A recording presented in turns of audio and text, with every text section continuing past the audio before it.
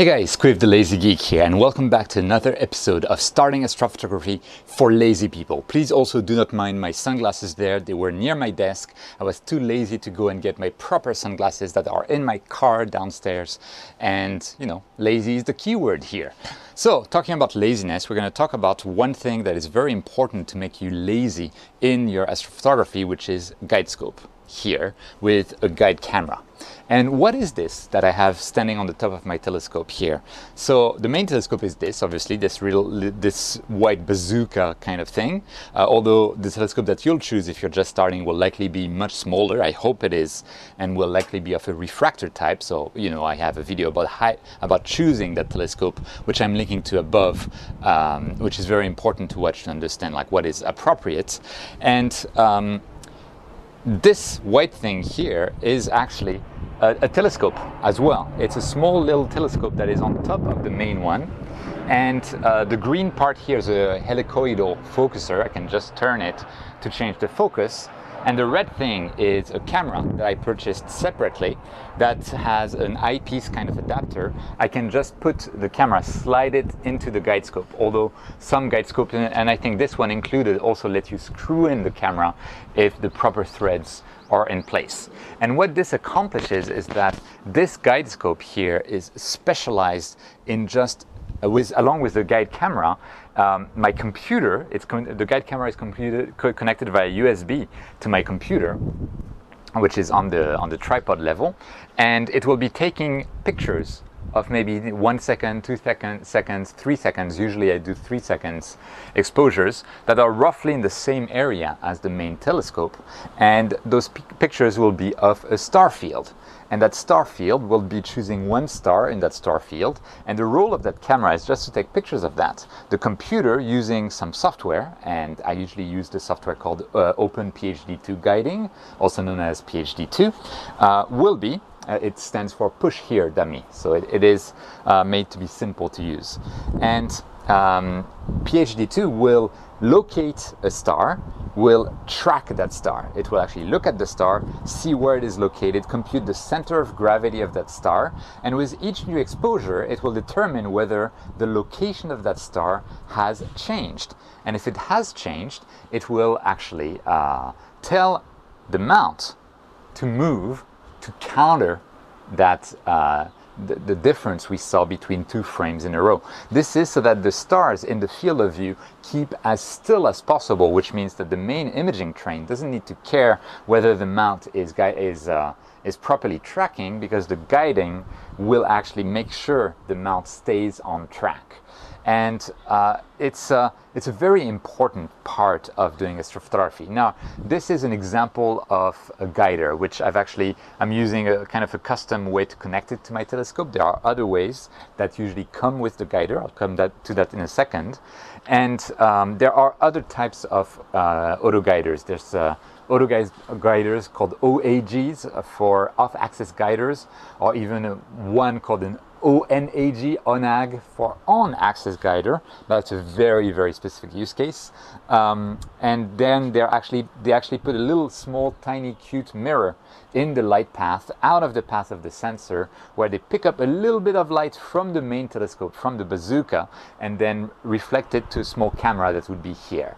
And that's quite popular, and it's necessary for Schmidt-Cassegrain telescopes, or telescopes with very long focal length, or that have, especially if they have a moving mirror, a mirror that can actually shift with gravity, like Schmidt-Cassegrains can. I don't have that, I used to, but for my setup it just is not necessary. And so there's also some other things to consider. Most guide cameras, so you have cameras that are specifically called out by manufacturers as being both planetary and guide camera for auto guiding. They might have a port called an ST4 port with a specific cable that comes together with the camera that can actually attach to the mount. And I actually have, and I can show you that later, on the mount there is an auto guide plug here, and this is to host that little guiding cable, that ST4 cable. And it is terrible. It is not a good thing to do. The reason is that in that case the computer is not PhD2, the software that's doing the analysis of the movement of the stars in the guide scope, is not sending instructions to the mount directly. It's reporting back to the camera, basically, and then the camera uses that ST4 cable or guide cable to tell the mount to move. The problem is that in that case, if the auto-guiding software is not connected to the mount, it doesn't know the coordinates of the mount. It doesn't know where in the sky the mount is pointed to. And the amplitude of the guide commands it sends to the mount to tell the mount, like, hey, go back in place, you're losing track, depends on where in the sky you are. So in that case, that means that if you have such a cable, you are going to be needing to calibrate, to do something called a calibration at the point of the sky where you want to image. And so you'll need to do that for each new target or each new imaging session that you have. If you're not using that cable, and you should never use that cable unless you have a very good reason to do so, you will not have that problem. So the setup that I recommend is a guide scope like this one that's mounted on the telescope. And remember from the video about choosing your telescope, I mentioned that you want to ask the shop how to mount your guide scope on top of your telescope to make sure that, that it can be connected well. And then I connect the guide camera to my computer, and I'll be connecting from my computer my main imaging software to the mount, and I'll also be connecting my guiding software, my auto guiding software, to the mount as well, rather than using an additional cable that comes with only disadvantages, no advantage whatsoever, unless your mount does not support direct connection to the PC. In that case, well, you're not going to be as lazy as you can be, as I detailed in the mount video in a previous episode, which I am linking to right now. Okay, so that's like the logic of auto guiding, and some people can argue that auto guiding is actually not being lazy, that to be lazy you should not be auto guiding. And to not be auto guiding, you have certain setups where you actually do not need, and it's probably better not to be auto guiding. For example, if I'm using a small 50mm lens and I have a fairly precise mount and I'm taking 10-second exposures, the resolution of my sensor on that small lens is probably very low, very bad, which means that I can have very big mount tracking errors. It doesn't even, my resolution is so small that the camera sensor doesn't notice. So in that case, I don't need guiding. I can just rely on the mount. Another scenario is if I have a very high-end mount that comes with something called absolute encoders, or just encoders could work as well.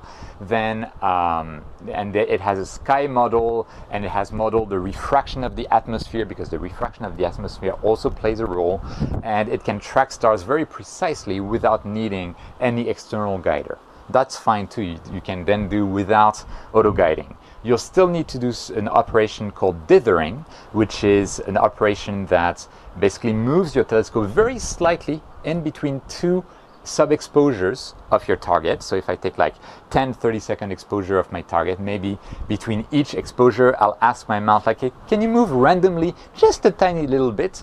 And the purpose of that, and I have a video that I'm linking to as well here, is to avoid having like the fixed pattern noise of your camera sensor always fall on the same place of the image. You can kind of like average out noise using dithering. You can also increase, well, in theory, you could increase your resolution using dithering, which is something that Google does in their Pixel 3, 4, and upcoming 5, I would assume, series of phones for their camera. So dithering, by the way, is most often performed through the auto-guiding software. So the auto-guiding software works together with the imaging software to send a dithering command to the mount. You can also do dithering without any auto-guiding equipment using a direct mount kind of guider, which is usually available in imaging software like Nina, of course, Sequence Generator Pro, Voyager, that kind of software. But we'll talk about software in another episode of this series.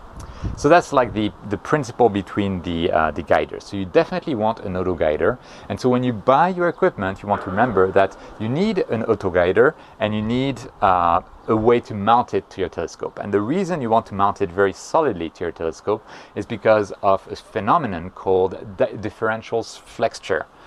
your autoguider may look like it is extremely solidly connected to your equipment, and yet, because of gravity and because also of the precision that we are requesting, remember that at my resolution, each pixel represents 1/3600th of a degree.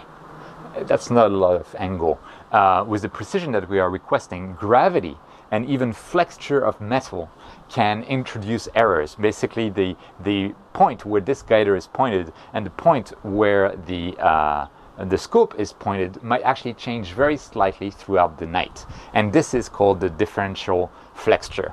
And this is something that can affect you if you take very, very long exposures. And if you do get affected by that, the solution is to use one of those off-axis guiders. But I've never actually been affected because I don't take that long exposures. And with CMOS sensors, with recent CMOS cameras, you can get away with shorter exposures than you used to with CCD cameras. And so differential flexure becomes much less of an issue. Another thing that is very important to do when you choose a guide scope and a guide camera is to make sure that the resolution you get will be able to actually guide your main camera. Because you can see this scope is much smaller than that scope. The camera there has a lower resolution than that telescope, and that means that we're not following stars as precisely as my main telescope resolution is. So that means like, hey, wait, so then what's the point of auto guiding? That thing cannot be as precise as that thing. So when that thing when my guider finds that I have gone a bit off track and sends the correction comments to the mount, well, this guy has already been affected by that for a while, because of the fact that it has a better resolution than that guide scope. And in theory, that would be the case. Some guiders, like there's a standalone guider called the Next Image, I think, from Celestron, that did not use a method called Subpixel Guiding. And Subpixel Guiding is actually used by the software that I mentioned, PhD2. There's other software like MetaGuide, MaxMDL, that can do auto guiding, by the way, but PhD2 is by far the most popular. And this subpixel guiding that is used by the software is basically, it computes the center of gravity, just the center of your star, and it will compute those coordinates, and it will not round them down or up to the nearest pixel. It actually uses like a portion of a pixel to know where those coordinates are, and it will keep computing those subpixel coordinates. And so typically, for me, and please correct me in the comments if you think I'm wrong, I'll add something in the description or in an upcoming video if I am wrong, I try to have a resolution that is, I would want to have a resolution, the worst resolution I would accept on this is 5 to 6 times lower resolution than my main my main imaging camera. So you can compute the resolution of your main imaging train, compute the resolution of your autoguider, and if the autoguider's resolution is 5 times worse or 6 times worse than the main imaging train, you're fine. It's still, to me, it's kind of a limit. I don't like going to 5 times worse. I try to be better than that, but it is still acceptable. My focal length here is roughly 760 millimeters. The focal length of that thing is 252, if I remember correctly. So it's only like, just with focal length, I'm only at a ratio of less than 3. Actually of 3. I'm at a ratio of 3, which is decent. But then on top of that, the pixels in this camera are actually smaller, far smaller than the pixels there. So I'm actually at a ratio of 2 or so with my current equipment. So resolution is very important. You want to double check the resolution of your guided scope versus the resolution of your main imaging train to make sure that you will be able to properly see the stars moving in your autoguider to make corrections before it affects the main imager too much. And there are multiple guiding solutions that are available. I absolutely love this guider. It's been a complete game changer for me because it has a fairly high focal length, but it's also an ED telescope, so it's a doublet It's an ED doublet telescope, if I remember correctly, whereas most guiders have only one lens at the front.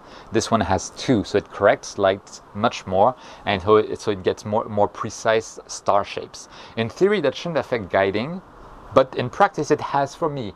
So I cannot say. Common wisdom tells me it doesn't affect guiding. My sample size of 1 tells me it does. So I like this scope a lot, and I am not affiliated to Skywatcher in any way, shape or form. I have another guide scope, which I'm going to show you.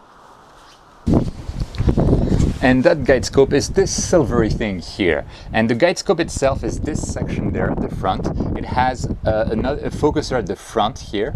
And you can turn it to actually focus, just like we had the green helicoidal focuser. And it has a single lens at the front. And then that part, from the black part to the end, is an actual camera, the QHY52L, I think. People in this industry love very simple to pronounce and remember names, and these two can be sold separately, but they're also sold as a set. The mini guide scope set from QHY, which is very decent, especially for lower focal length telescopes. So if you went with something like the Star 71 that has 370 millimeter focal length, if I remember correctly, this might be a good piece of equipment, good guider for it. And the advantage, it also comes with the mounting solution. You can see it has those mounting rings here at the top, and actually it has a shoe that fits the standard guiding shoe here. And actually the Skywatcher guide scope I was showing a moment earlier also does. It originally came with this as a shoe, and then I could just like slide it in. I didn't, because there's a single screw that's available here to secure my guide scope in, and I was afraid of differential flexure, which I explained just earlier in this video. So auto guiding, when you're beginning, it will be absolutely necessary. I started astrophotography without auto guiding. Auto guiding, once you start doing it, it's like, I can't even explain how it changes everything. And it opens up a world of possibilities. So remember, you want a guide scope that has a resolution that will be sufficient to guide the higher resolution image train. Also, to be clear, this guide scope is not in use in my setup. I do not need 2 guide scopes for one mount. I need 1 guide scope per mount. This one I just kept it on because I was too lazy to take it off, and I'm using this particular camera lens and camera like for remote, or not remote, but like going to darker skies astrophotography. So my main guider is the Skywatcher Evo Guide 50 ED here, and it's okay. So we want to make sure the resolution is good. We want to make sure that you can attach it to your telescope properly. And for example, I've seen some refractors, like William Optics refractors, I've seen them, they come with rings, like those silver rings here, that host a guide scope directly. So then there's no question to ask yourself. You just buy the guide scope, as long as it fits the diameter of those rings, and you buy the guide camera and you put it on. And so when you buy the guide scope and the guide camera, you want to make sure that they are compatible, that you can actually screw in the camera or insert the camera into that guide scope. But there are a specific type of camera called guide cameras. There's nothing really specific about them, but for example, the ZW Mini type of cameras, or even this QHY camera, is the size of an eyepiece. So I can actually slide this camera into my Skywatcher guide scope as well without any issue. So just make sure that you'll be able to actually connect your camera to your guide scope, that you'll be able to reach focus, that the resolution of your guide scope and guide camera together is sufficient to guide your main equipment. You also want to make sure that you'll not be using what is called this ST4 cable. And if you're ever tempted to use it, don't. There's always never a good reason to use an ST4 cable to guide if you can actually connect to the mount via ASCOM. And I think that's pretty much it for auto guiding. We'll of course go into the details of how to set up. I think I'll make a big sacrifice for you guys towards the end of this series. I'll actually start from scratch just for you to show you how I set everything up together. It's going to be very painful for me, but I'll do it just for you.